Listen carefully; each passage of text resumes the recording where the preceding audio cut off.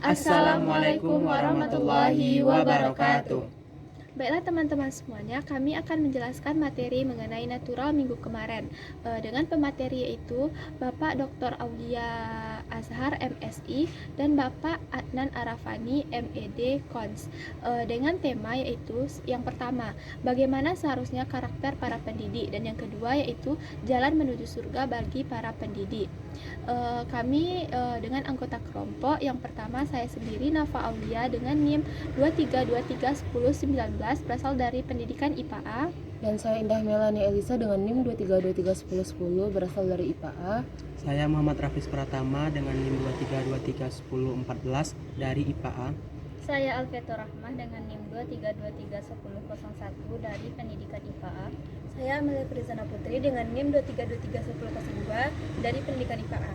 Baiklah teman-teman, materi kita ada dua. Materi yang pertama akan dijelaskan oleh Muhammad Rafis Pratama, yang kedua Amelia Prizana Putri dan Indah Melani Elisa. Sedangkan materi yang kedua akan dijelaskan oleh saya Nafa Aulia dan Alfiatur Rahmah. Baiklah, di sini kami akan menjelaskan mengenai materi yang pertama, yaitu bagaimana seharusnya karakter seorang pendidik, yang akan dijelaskan oleh Indah. Saya akan menyampaikan materi dari materi pertama, yaitu berilmu sebelum berucap dan berbuat. Yaitu ada dua hal, yaitu ada hal yang bisa dikontrol dan hal yang tidak bisa kita kontrol.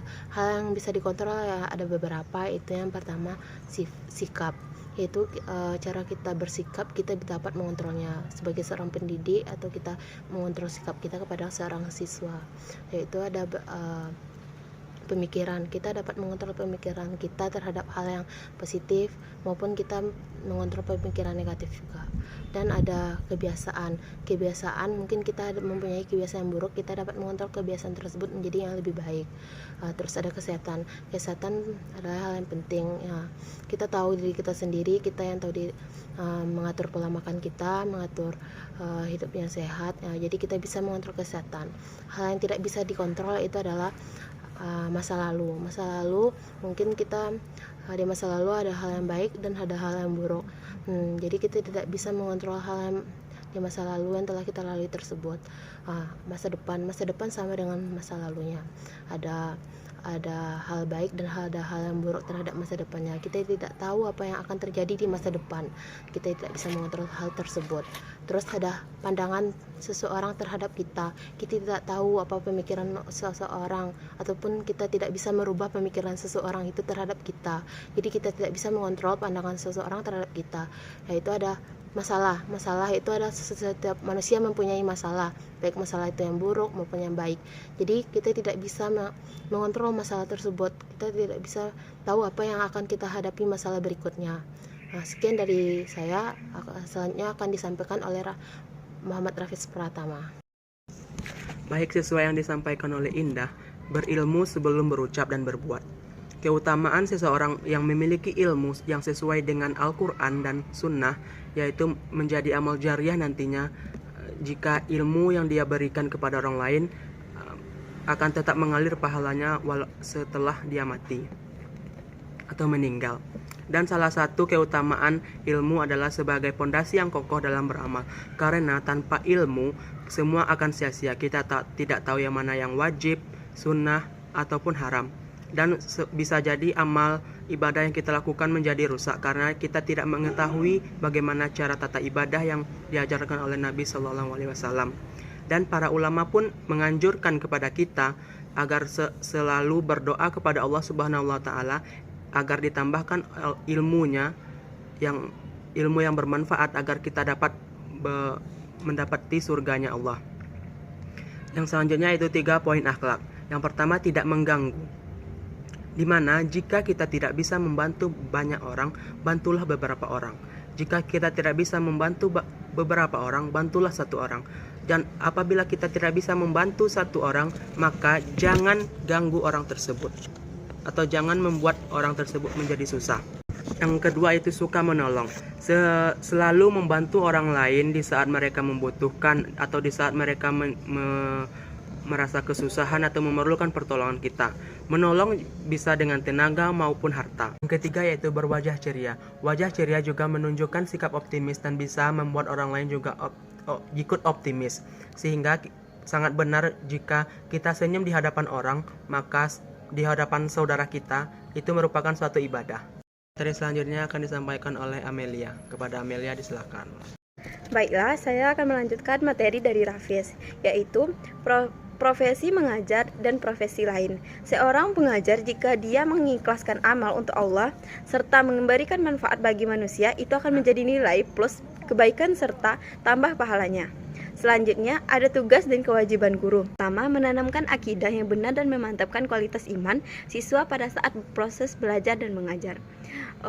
Dalam proses belajar mengajar, tentunya guru tidak hanya mengajarkan pelajaran umum saja, tetapi mengajarkan pelajaran agama.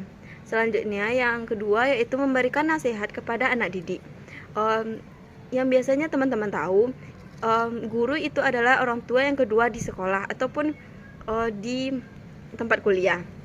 Memberikan nasihat kepada anak didik itu merupakan tugas dari seorang guru, di mana yang diajarkan tidak hanya pelajaran tetapi juga mendidik sikap bagaimana seorang pelajar dan siswa. Yang ketiga, lembut kepada anak didik dengan mengajarkan metode yang bagus. Pada poin ini, komunikasi antara guru dan siswa sangat dibutuhkan, karena komunikasi juga menentukan bagaimana seorang siswa tersebut untuk belajar, dan metode yang bagus. Metode yang dapat kita pelajari yaitu mengenai metode dengan video atau presentasi. Yang keempat, tidak menyebutkan nama secara langsung ketika memberi teguran. Ini juga menyinggung mengenai masalah siswa ataupun mental seseorang. Yang kelima yaitu memberi salam kepada anak didik sebelum dan sesudah pelajaran. Ini juga merupakan komunikasi antara guru dan siswa. Bagaimana seorang guru menanggapi ketika pagi dan siang dan pulang, agar siswa tersebut lebih semangat dan lebih baik untuk menerima pembelajarannya. Yang keenam yaitu mengucapkan sistem sanksi pada saat belajar.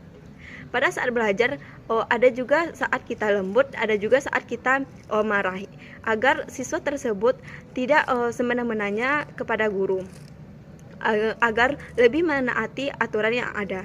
Terakhir yaitu menentukan penghargaan kepada anak didik, agar anak didik tersebut lebih semangat untuk mendapatkan pembelajaran, karena besok kita akan dapat hadiah lagi.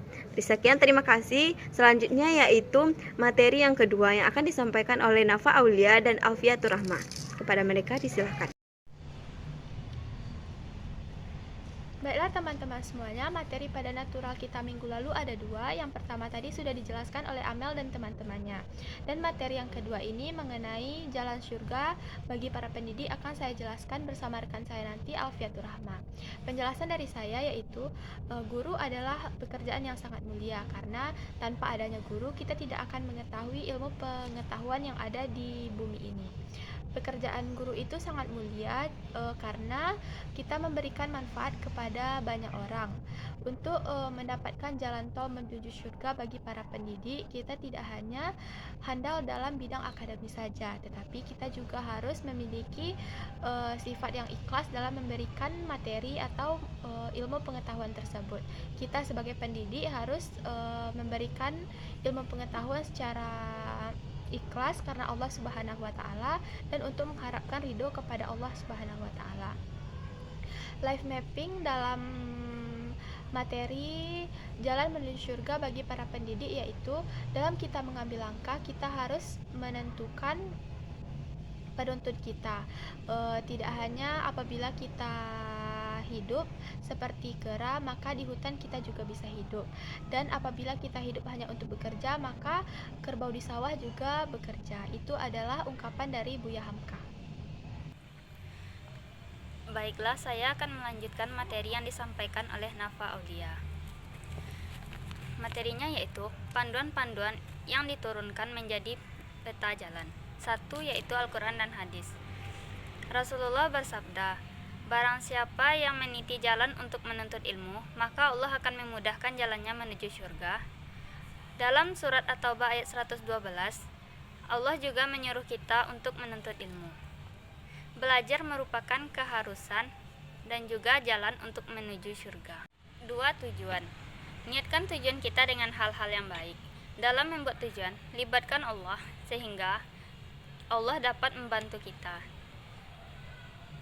Setelah kita menentukan tujuan, kita tentukanlah proses-proses kita dalam mencapai tujuan tersebut. Yang ketiga, amal. Kita harus senantiasa beribadah kepada Allah. Sebagai pendidik, ibadah kita dapat berubah mendidik dan juga sabar dalam menghadapi tingkah laku anak didik kita. Allah juga akan memudahkan jalan kita jika kita senantiasa mengingatnya. Yang keempat, ridho Allah. Allah tahu apa yang terbaik untuk kita. Kita harus selalu menerima hasil akhir yang ditetapkan oleh Allah kepada kita. Mungkin hasilnya tidak sesuai dengan yang kita harapkan, tetapi mungkin itu yang terbaik untuk kita. Baiklah teman-teman semuanya, itulah hasil pemaparan materi dari kami. Lebih kurangnya kami minta maaf. Assalamualaikum warahmatullahi wabarakatuh. Bye.